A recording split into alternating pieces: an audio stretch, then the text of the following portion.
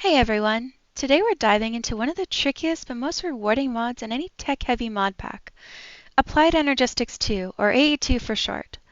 One of the biggest issues in modded Minecraft is storage. You've probably been stuck using chests or barrels or Tom Simple storage, but let's be honest, it's still a pain to organize everything. Well, today we'll be covering how AE2 can solve that and how to set it up step by step. The first thing you're going to need is an AE2 charger. This device will let you charge items, and the cool part is you can power it with just a wooden crank to start. Once you've got your charger ready, you'll need 5 iron ingots and 2 copper ingots to craft one. Once you have your charger ready, just throw a book into it and turn the crank to make the AE2 guidebook, as you can see here on my hotbar. Another item you're going to need is the Meteorite compass. So craft a regular compass and throw it in the charger right after you get your book. Turn the wooden crank and you will get your Meteorite compass. A Meteorite compass is essential for finding meteors, and you can craft it easily. You can also find meteors with an explorer's compass, and if you already have one, you don't necessarily need to craft the Meteorite compass, except for quest completion.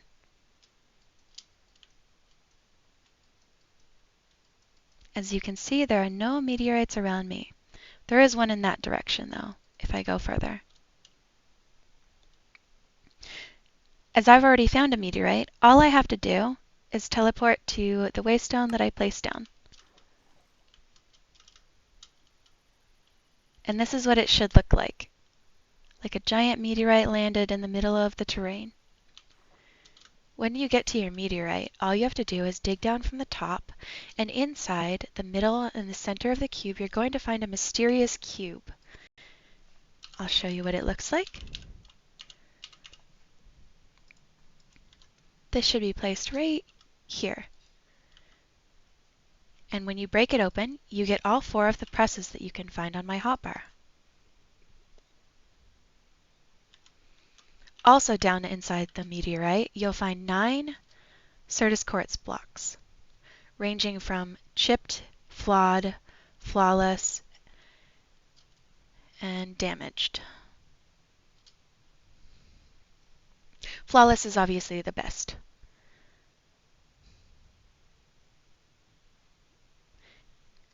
While you're at the meteorite, be sure to mine any Certus quartz clusters or blocks that you see, except for the flawless Certus quartz blocks. You can collect the budding Certus quartz blocks too, but if you don't use a Silk Touch enchant, they'll degrade by 1 tier. Even with Silk Touch, flawless Certus quartz blocks will break or degrade. I've made another video already on how to pick flawless Certus quartz blocks up, so I won't be going over that here. Certus quartz grows similar to amethyst on budding quartz blocks, and with growth accelerators you can speed up the process significantly, so it's a good idea to build a growth accelerator as soon as possible. I have this process also detailed in the same video that explains how to pick up flawless Certus quartz. Now we'll be going back to my home.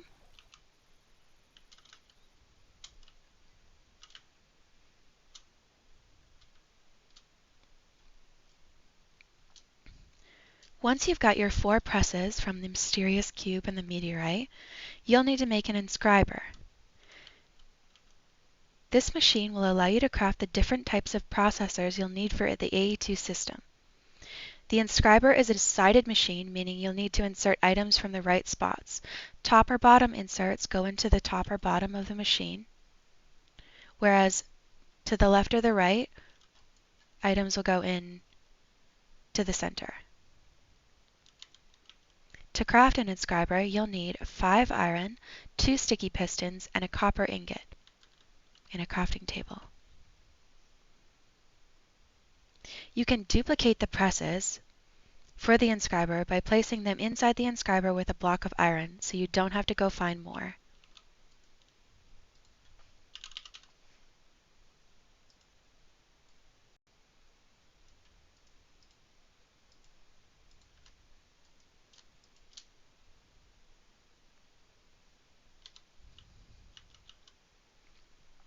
Okay, now we're on step 6.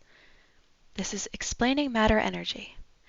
Emi storage is short for matter energy, and it is the main component of AE2. Think of it like a multi-block chest on steroids. The key to this storage system is storage cells, as you can see inside here. They come in 10 tiers for fluids and 10 tiers for items. They start at 1K, 4K, 16K, 64K, 256K, 1 mil, 4 mil, 16 mil, 64 mil, and 256 mil. And it's the exact same but for fluid as well.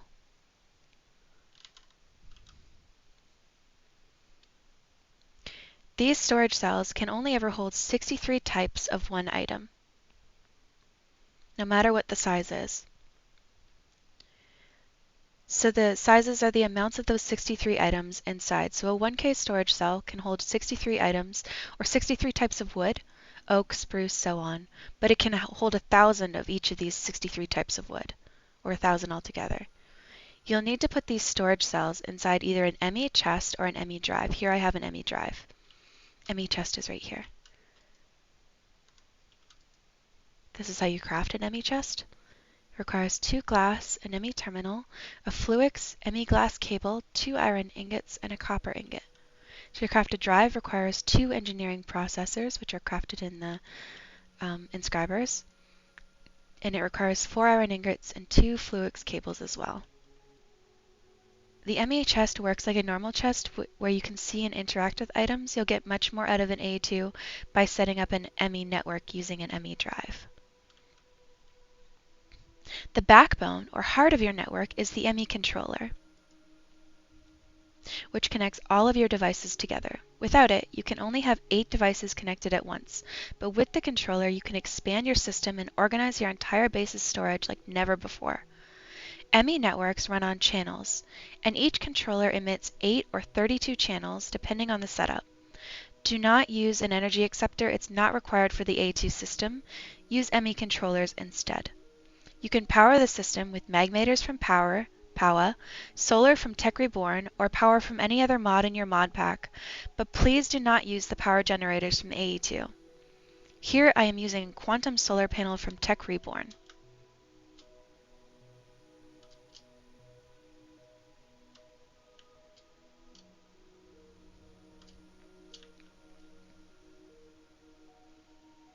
Once you've got your network set up, you can start automating things. For example, you can use an Emi export bus or an Emi import bus to automatically send items like ores into a furnace, and an Emi import bus to bring them back into your storage once they're smelted. Just keep in mind, once you hit 8 devices, you'll need to start managing channels with smart cables, or you'll need to add an Emi controller to expand. You can add many controllers. It really depends on the size of the system and how much power you can use. So to make different channels, you first need to make Fluix cables, which are made with 1 quartz fiber and 2 Fluix crystals. Then you'll need to make Fluix covered cables, which is just one of those Fluix cables and a piece of wool. Sorry, there we go. And you add that with a glowstone and a redstone dust to make a smart cable. Smart cables can be combined to make a smart dense cable, and each of these can be dyed to give you different colored channels, which is required to organize everything in this setup. To make the monitors, the terminals that you can use to access your items in your system. So you need a controller, a drive, at least one of these storage cells, and a terminal. So to make the terminals, you'll require illuminated panels. So you need 3 quartz glass, 2 glowstone dust, a redstone dust, and an iron. The illuminated panels go into another crafting table with a formation core, an annihilation core, and a logic processor to make an Emi terminal. To upgrade the terminal, you can add it in the crafting table with a crafting table and a calculation processor to make an Emi Crafting terminal, which is much better as regular terminals don't have a crafting grid in them, but the crafting terminal does. You'll also require a pattern encoding terminal like this and a pattern access terminal like this. And those are easily craftable as well. All it requires is another one of those illuminated panels, an engineering processor, and a pattern provider. This is for the pattern access terminal. And then you'll also want a pattern encoding terminal, which is just a crafting terminal with an engineering processor.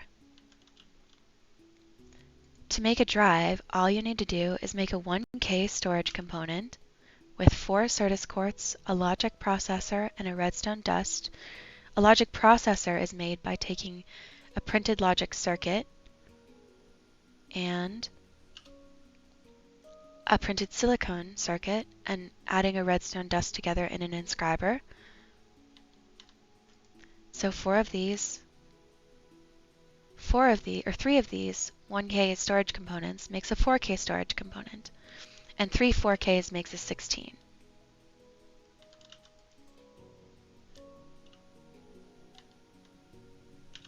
As you can see here. So 3 4Ks, 4 glowstone, a calculation processor, and a quartz glass. I would suggest just making a 1K item storage cell to start. Moving on.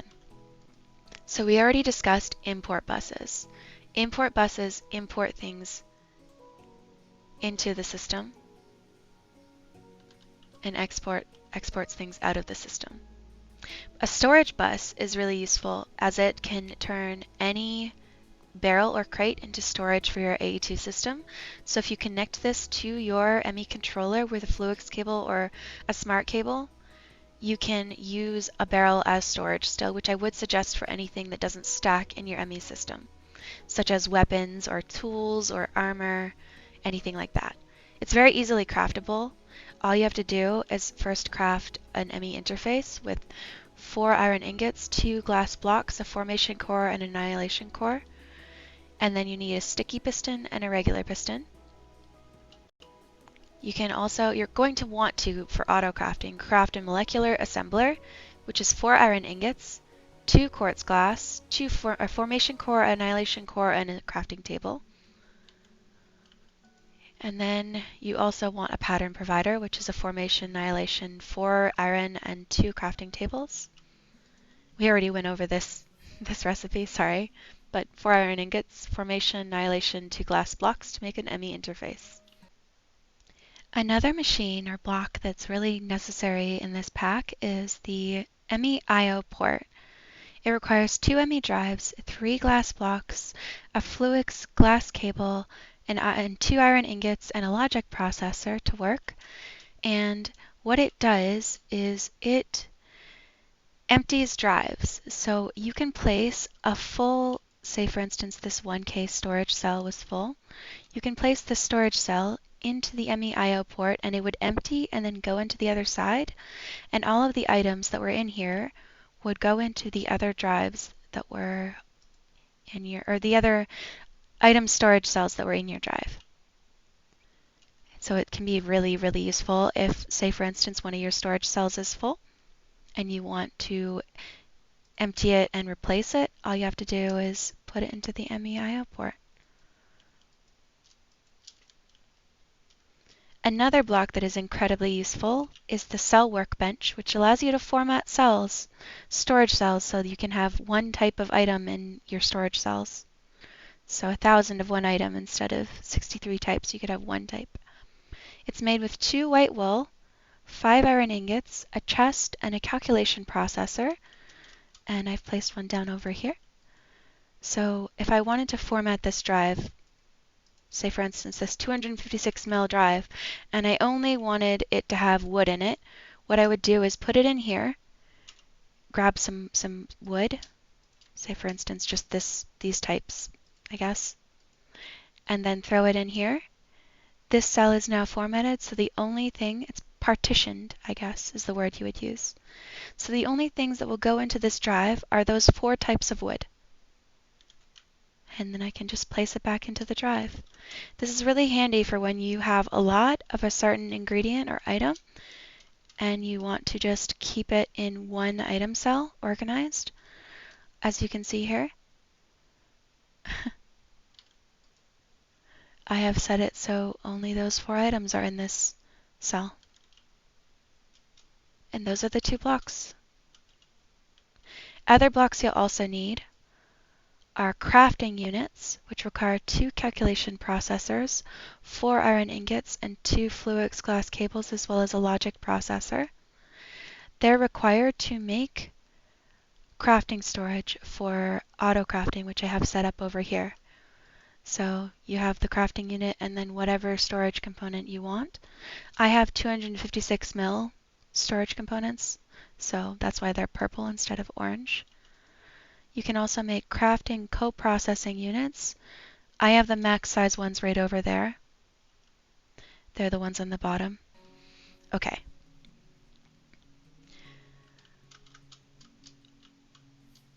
All of that is shown here. I will explain more about Autocrafting later on, but for now we're just going to keep going. I also wanted to discuss upgrade cards. So, a redstone card adds a toggle button to your device's GUI for redstone control, allowing you to manage operations based on redstone signals. Okay? A capacity card increases filter slots in import, export, and storage buses, as well as formation panes, so you can filter more items. Overflow destruction card is applied in storage cells in a cell workbench.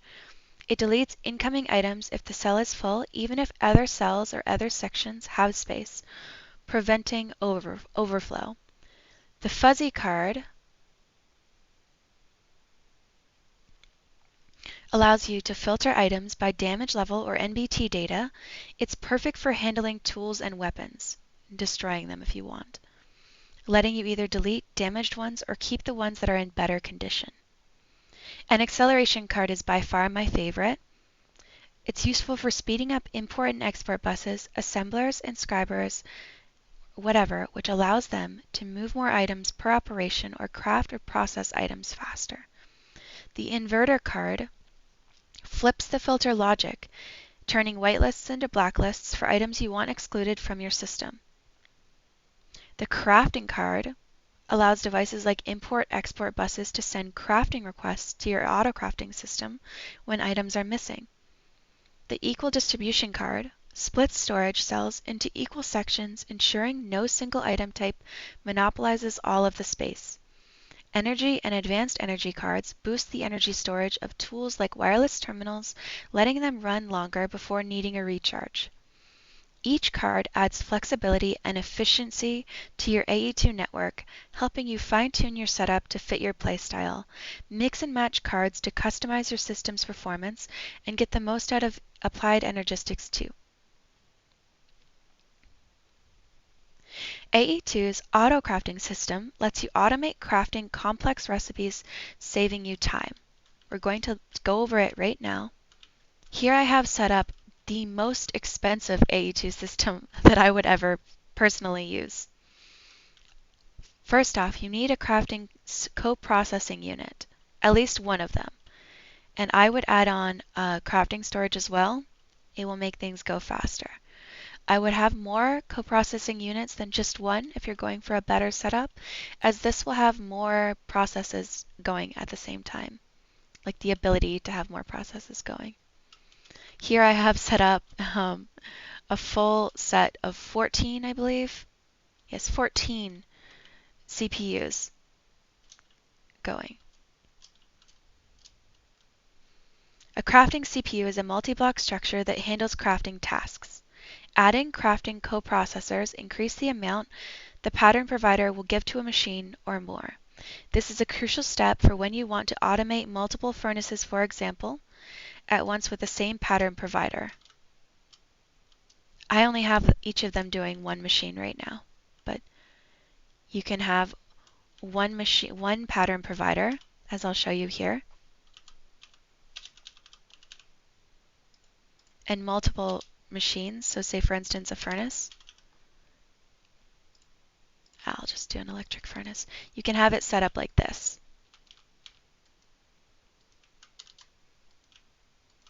As long as each of the machines is powered and this pattern provider is connected to your system, all of these machines will take whatever say for instance you want to cook down some glass. Each of these machines will take sand from the pattern provider, cook it into glass, and then return it to the pattern provider, which will go back into your Emi2 system, your Emi system. It's very, very simple. I've set up a bunch of patterns here, but the easiest one, say for instance, I want to craft this blank upgrade.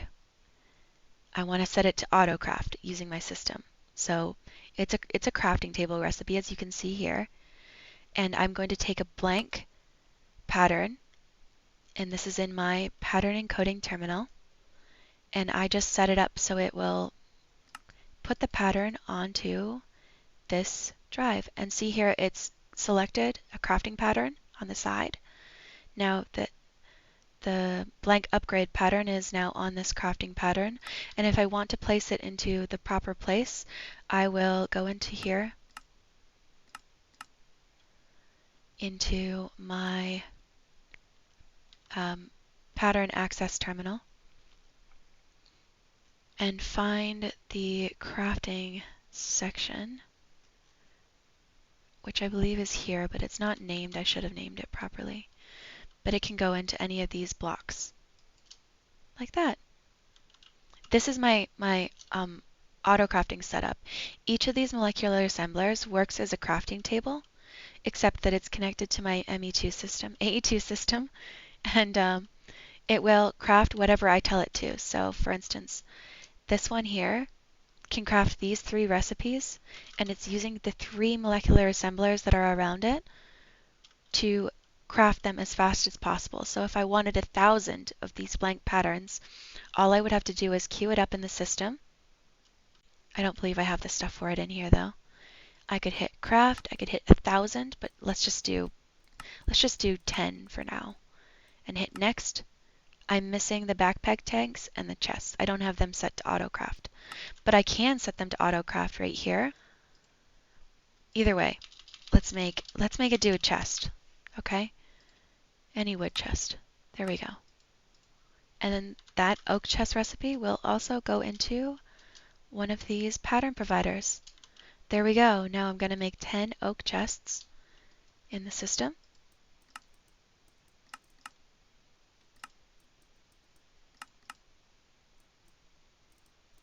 And I don't have any oak wood in here. Okay, that's the problem.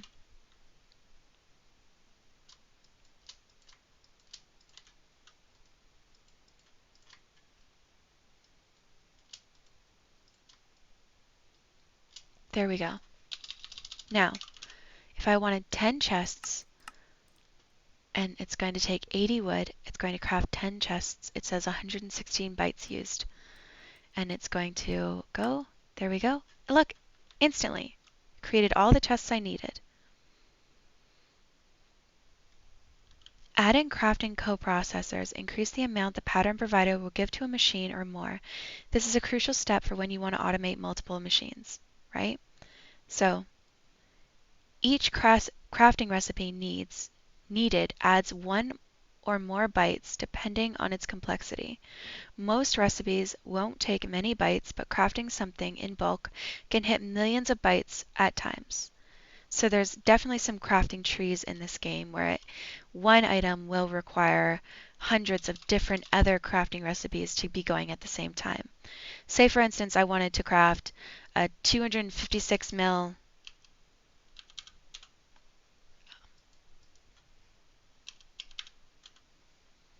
storage component. Okay? Each of these mega storage components requires 3 of the 16 mil mega ones, which require 3 of the 4 mil mega ones, which require 3 of the 1 mil. So as you can see, it branches off, and you're going to need hundreds and hundreds of the smallest tier crafting storage just to make the largest one.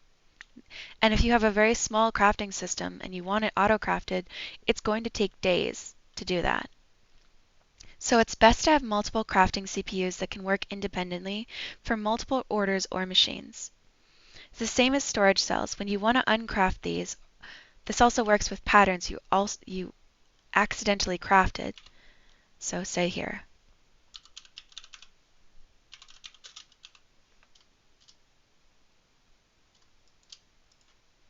if you accidentally crafted 64 256K, all you have to do is crouch right click to separate them into their components. The same works for your drives. I know a lot of people don't know this. Sorry, storage cells. If you accidentally craft a 256K storage cell, all you have to do to separate them is to shift right click. There you go. To tell your system what to craft, create patterns using the Emi pattern terminal. Connect it to your network, place a blank pattern in the terminal right here. Choose what pattern you want to craft. So right here you can do fill recipe and it will automatically go in. And then you hit encode to lock the recipe in. If you accidentally make a recipe that you don't actually want, to remove it, all you have to do is shift right click with it in your hand as well. Or crouch right click, sorry. Once your terminals are all connected, especially your pattern terminal, you're consuming a channel. As you can see here, I have a dense smart cable which has 32 channels possible, and I'm using 14 of them with these drives, these monitors, this wireless access point, and this quantum ring, which I'll explain later. Make sure to differentiate when you're crafting patterns between crafting or processing. You also have stone cutting patterns and smithing table patterns, but I've never used either of these. They're decent though. It's impressive they have them.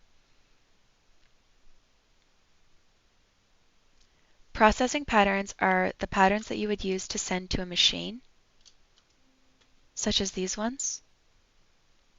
So I have all of my machines set up so they each do patterns that they can. So you wouldn't put a compressing pattern for a compressor into a pulverizer pattern provider.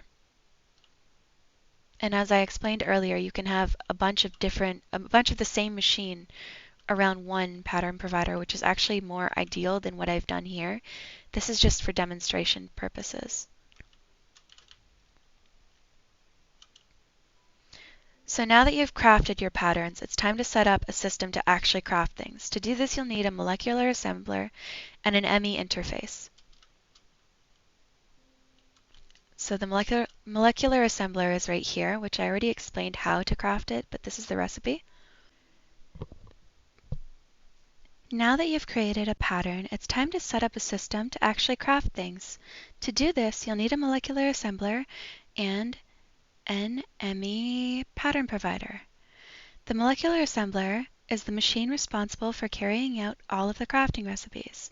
It works alongside the Emi pattern provider to read patterns and complete the craft. The molecular assembler is essential for crafting normal crafting recipes, or auto-crafting them, I guess. The Emi pattern provider goes adjacent to the molecular assembler. This is where you'll insert your encoded patterns.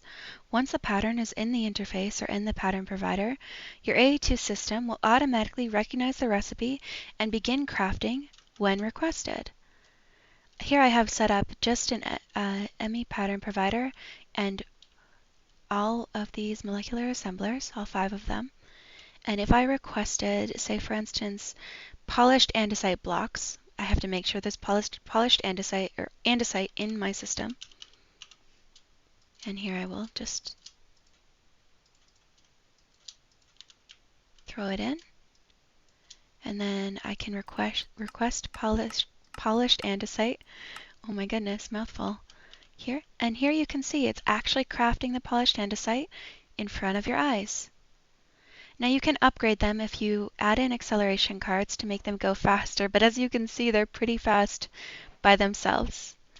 And you can set them up in a big block like this so they'll use all of the molecular assemblers that are around them, and you can have all of these different patterns in this setup. So each of these blocks can hold this many patterns, so 9, I believe, 9 patterns. And that just makes it like you can craft hundreds and hundreds of different auto-crafting recipes. As you can see here, my crafting recipes are many. I have tried to fill as many machines as I can with different crafting recipes. Basic auto-crafting only scratches the surface of AE2's capabilities. If you're dealing with more complex recipes that require machines like furnaces, pulverizers, or alloy smelters, you'll need processing patterns.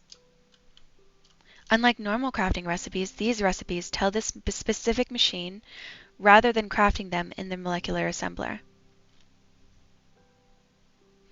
Connect your machines to the AE2 network using Emi interfaces or dense smart cable running all the way alongside underneath your pattern providers, and encode the processing pattern inside the pattern terminal like I did before. Then, when you request the item, the system will automatically send the ingredients through the machine and return the processed product. Don't forget, if you need to craft multiple items at once, expand your crafting CPU multi-blocks to keep things running smoothly. Now let's talk about wireless access to your AE2 system. A wireless terminal allows you to access your storage remotely. Here's how you set it up. First off, you're going to need to craft a wireless receiver, which requires 1 Fluix pearl, 3 iron ingots, and a quartz fiber. With that wireless receiver, you're going to take a calculation processor and a Fluix glass cable to make an Emi wireless access point. This access point can then be placed on any of the cables that connects to your controller, so it can allow your wireless access terminal to connect to your system.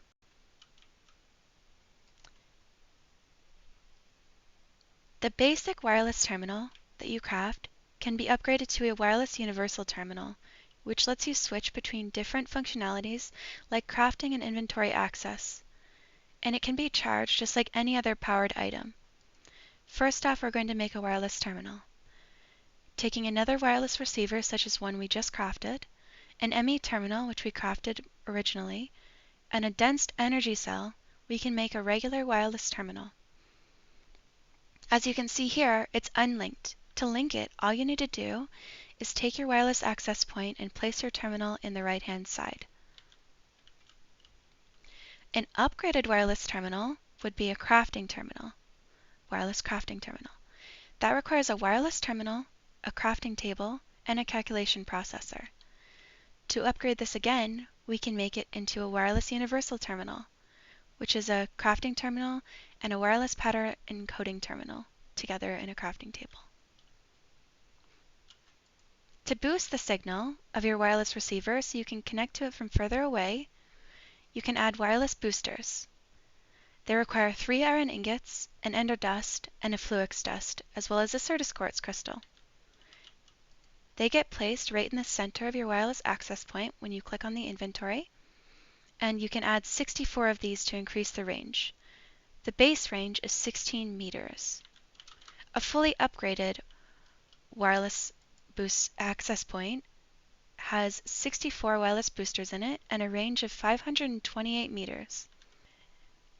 If you need access across different dimensions or over distances greater than 528 meters, you'll need a quantum bridge.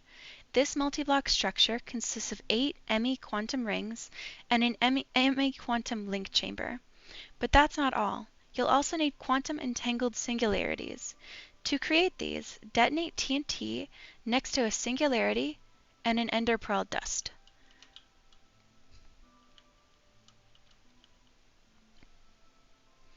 To craft the quantum ring, you'll need 8 quantum ring components.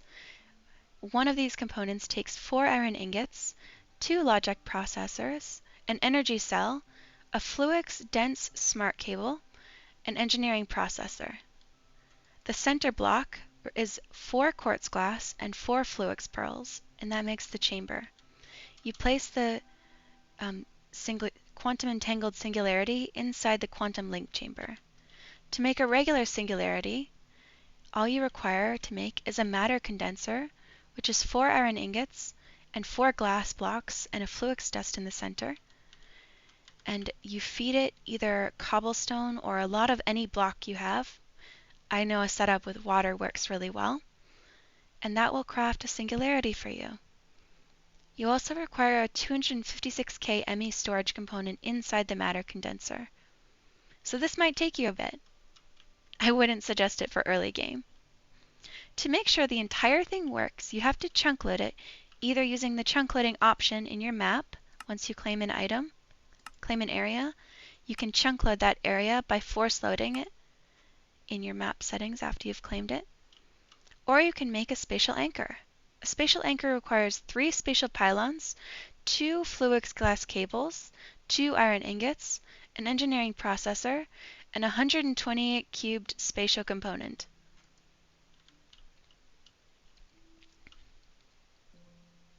If you don't chunk load the area, your wireless Emi system will not work when you are outside of the area. To power your wireless Emi system, or Emi terminal, you're going to need a player transmitter from Powah. That's how I do it anyway. To make this, you're going to need 2 basic capacitors, a dielectric casing, dielectric rod, and a player aerial pearl. To make this player pearl, you need an aerial pearl on a zombie or husk. An aerial pearl is just 4 dielectric paste, 4 iron bars, and an ender pearl. Fairly simple. Not quite early game though, unfortunately. The dielectric casing requires 4 dielectric rods and 4 iron ingots, and the basic capacitors require, well, basic capacitors. They require 4 iron ingots, 2 dielectric paste, a block of redstone. It's fairly simple. This is just the starter one though. But inside that player transmitter, you're going to want to put a binding card.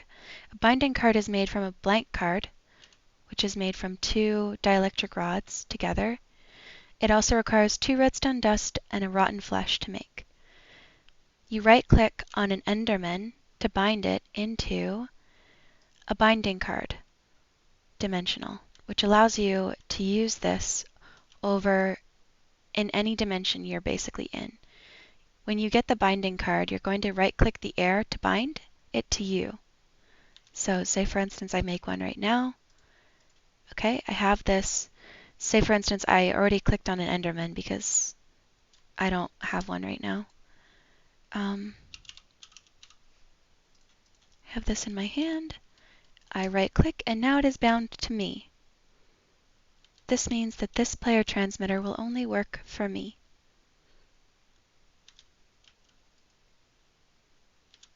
There you go, and that is how you set it up. It requires power as well, but if you have solar panels like I do here, not necessarily quantum ones, but solar panels will be one of the best early game sources of power for you.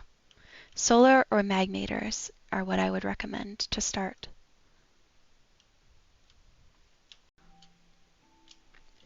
Now, spatial storage. One of the most exciting features of AE2 is spatial storage. This lets you store entire regions of space, including blocks, items, and even entities, inside a spatial storage cell.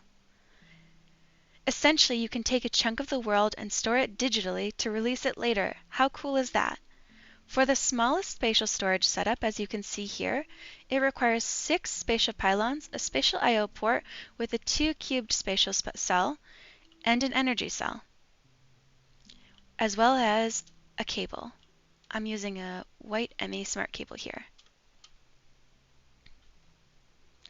While spatial storage is great for transferring builds or mobs, efficiency drops as the area gets larger. To fix this, add more spatial pylons in a layered formation with gaps in between, which will improve efficiency. However, remember, the more pylons require more channels, so use dense energy cables or an Emi controller to handle the increased demand. You're also going to need more power to do this. See, the efficiency went up, as well as the power doubled. But the size is 5 by 4 by 5, so it's much larger. So that's your crash course on setting up AE2 and solving all your storage problems, from building a charger, finding meteors, crafting your Emi network, automating your systems, setting up wireless terminals, autocrafting, and even spatial storage. Once you get the hang of it, AE2 will completely revolutionize your storage game. Make sure to subscribe for more Minecraft modding tips, and let me know if there's anything you want covered next. See you next time.